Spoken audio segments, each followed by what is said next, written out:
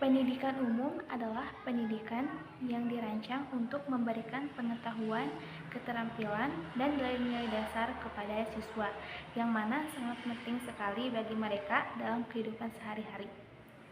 Selain itu, pendidikan ini juga bertujuan untuk memberikan sebuah pengetahuan tentang disiplin ilmu, seperti ilmu pengetahuan alam, sosial, matematika, humaniora, dan juga seni, yang mana tidak hanya fokus ke dalam keahlian tertentu.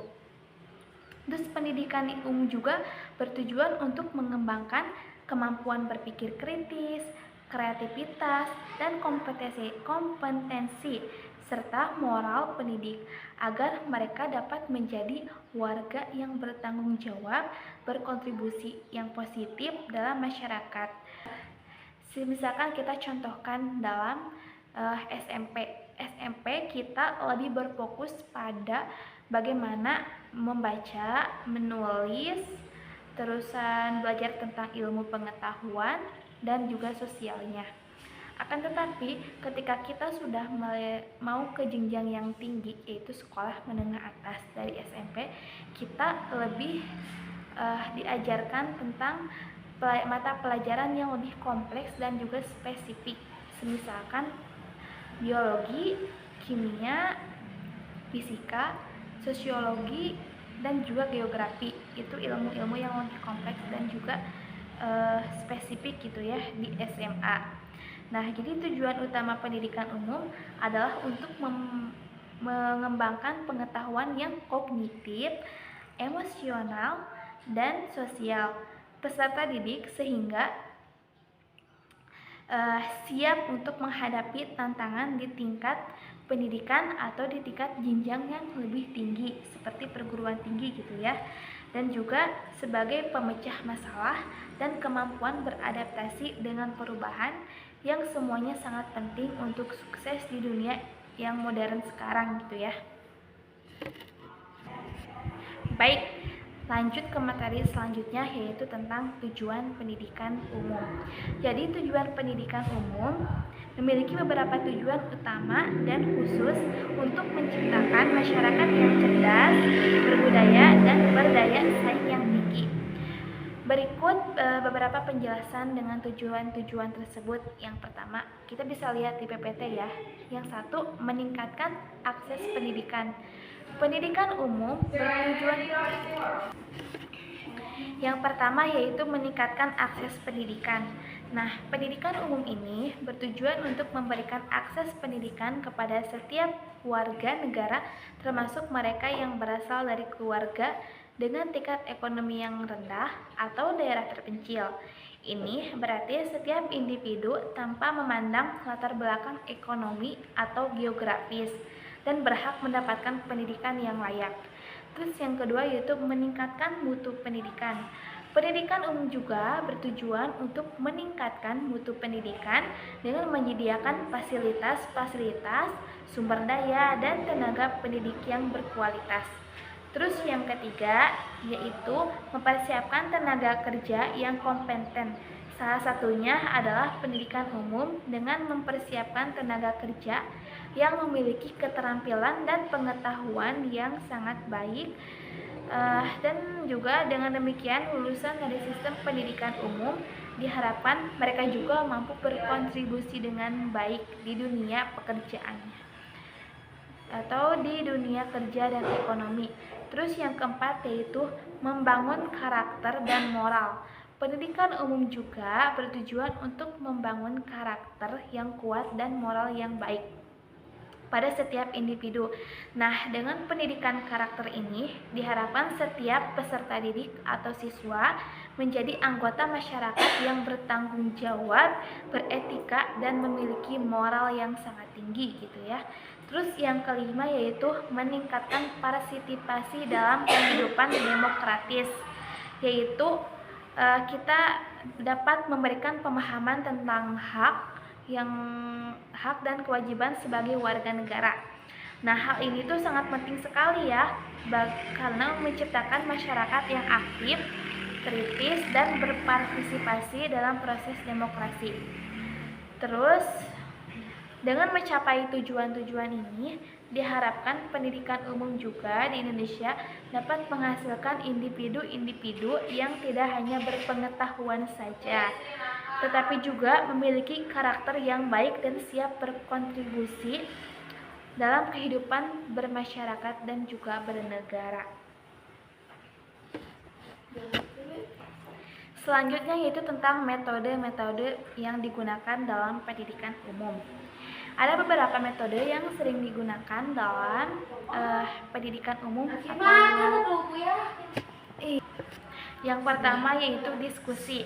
Nah, metode ini melibatkan sebuah pertukaran ide, pendapat, dan informasi antara peserta.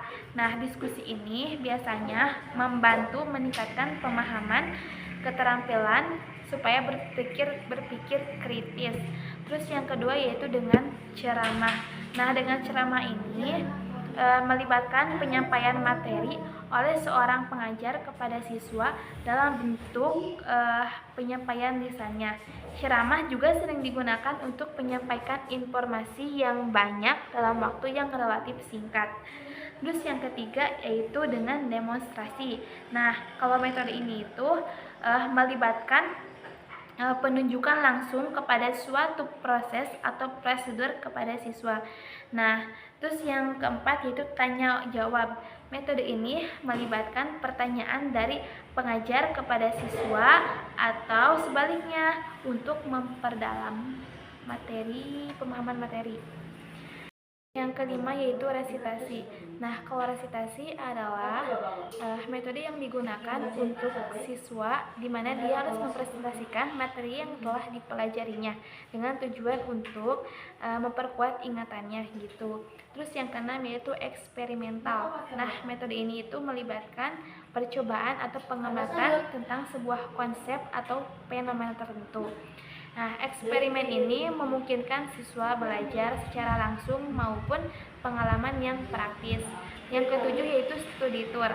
Nah, metode ini melibatkan kunjungan ke lokasi-lokasi tertentu yang relevan atau menyambung dengan materi pelajaran studi tour itu sendiri, dengan tujuan untuk memberikan pengalaman yang kontekstual dan menarik. Yang kedelapan yaitu dengan latihan. Nah, kalau metode ini melibatkan pengulangan kegiatan atau keterampilan untuk meningkatkan penguasaan dari materi tersebut. Terus yang terakhir yaitu problem solving. Nah, metode ini melibatkan siswa dalam menyelesaikan masalah atau tantangan tertentu. Ini untuk mengembangkan keterampilan berpikir kreatif dan juga secara kritis dan analitis. Baik, untuk materi selanjutnya yaitu tentang pendidikan Islam. Pendidikan Islam adalah sebuah pendidikan yang berlandaskan pada ajaran dan nilai-nilai Islam. Nah, sistem ini bertujuan untuk membentuk karakter individu yang taat kepada Allah, berakhlak mulia, dan memiliki pengetahuan serta keterampilan yang berguna bagi kehidupan di dunia maupun di akhirat. Nah, terus di dalam pendidikan Islam juga memiliki beberapa aspek. Nah, untuk beberapa aspek tersebut yaitu meliputi tentang yang pertama yaitu pendidikan akhlak, yaitu dengan menanamkan nilai-nilai moral dan etika Islam yang bertujuan untuk membentuk individu yang berakhlak mulia, jujur, amanah, dan bertanggung jawab.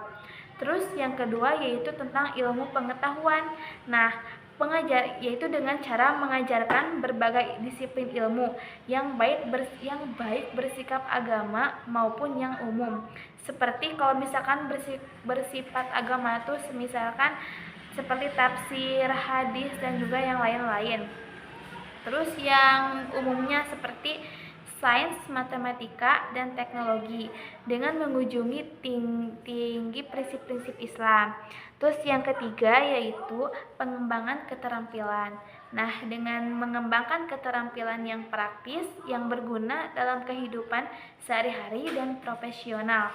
Terus yang keempat yaitu spiritualitas, yaitu dengan cara meningkatkan hubungan individu dengan Allah Subhanahu wa taala, yaitu dengan contohnya itu seperti melalui ibadah, doa, atau kegiatan-kegiatan spiritual lainnya. Terus melalui pendidikan Islam juga diharapkan terbentuknya individu yang tidak hanya cerdas secara intelektual saja, tetapi juga memiliki kepribadian yang utuh dan seimbang antara aspek moral dan keterampilan yang praktis. Baik, tujuan untuk materi selanjutnya yaitu tentang tujuan dari pendidikan Islam, yaitu dengan menjadikan manusia yang beriman dan bertakwa. Pendidikan Islam juga bertujuan untuk mengubah manusia menjadi hamba Allah yang benar-benar beriman dan juga bertakwa. Ini tercermin dari kepribadiannya sendiri yang memiliki sifat dan juga akhlak yang mulia, baik terhadap lingkungan, masyarakat, maupun juga alam semesta. Terus yang kedua yaitu untuk mewujudkan tujuan hidup manusia. Nah, pendidikan Islam ini juga menjadi sarana untuk merealisasikan tujuan hidup manusia di dunia ini. Tanpa pendidikan, manusia tidak dapat mencapai derajat kehidupan yang mulia. Nah, karena pendidikan adalah fondasi utama dalam membentuk insan yang bertanggung jawab dan juga terdidik. Dengan demikian, pendidikan Islam tidak hanya mengedepankan aspek keimanan saja, tetapi juga bertujuan untuk membentuk manusia secara holistik agar dapat menjalani kehidupan dengan penuh kesadaran spiritual dan juga moral. Untuk slide berikutnya yaitu tentang metode pendidikan Islam. Nah, dalam metode pendidikan Islam ini terbagi ke dalam 4 metode ya. Yang pertama ada metode hiwar, yang kedua ada metode kisah, yang ketiga ada metode amsal, dan yang keempat ada metode tarhib dan targhib. Metode-metode pendidikan Islam yang disebutkan sebagai berikut. Yang pertama metode hiwar. Pasti kalian juga semua tahu tentang metode hiwar. Nah, metode hiwar ini adalah metode yang berfokus kepada dialog atau percakapan antara guru dan murid atau antara murid dan guru untuk memperdalam pemahaman terhadap ajaran Islam. Terus yang kedua yaitu dengan metode kisah. Nah, kalau metode kisah ini adalah menggunakan cerita atau kisah-kisah untuk menyampaikan nilai-nilai dan ajaran Islam kepada murid. Kisah-kisah ini misalkan dari kisah-kisah Nabi yang diajarkan kepada seluruh orang gitu ya. Jadi kisah-kisah dari kehidupan Nabi sendiri gitu. Misalkan kisah Nabi Muhammad atau para sahabat yang sering digunakan dalam metode ini. Terus yang ketiga itu adalah metode amsal.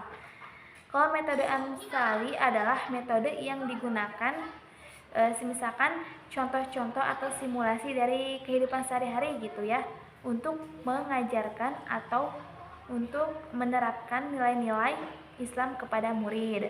Yang keempat atau yang terakhir yaitu tentang metode tarhib dan juga targhib. Kalau metode ini yaitu metode yang mencakup motivasi itu targhib dan peringatan tarhib. Nah, untuk menghindari keburukan sesuai dengan ajaran Islam.